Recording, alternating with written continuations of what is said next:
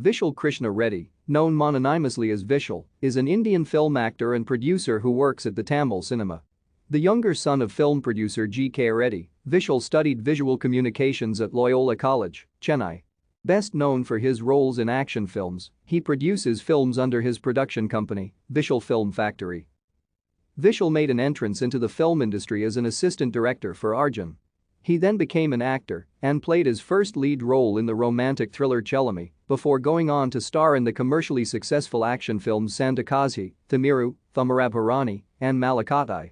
Following a series of unsuccessful films at the box office, Vishal chose to create his own production studio and has since produced and worked on profitable ventures such as Pandiya Nadu, Non Sagapu Manathan and Puhai. Vishal was elected as the General Secretary of the Nadigar Sangam in October 2015 after initiating a movement against a previous committee. Thank you for watching.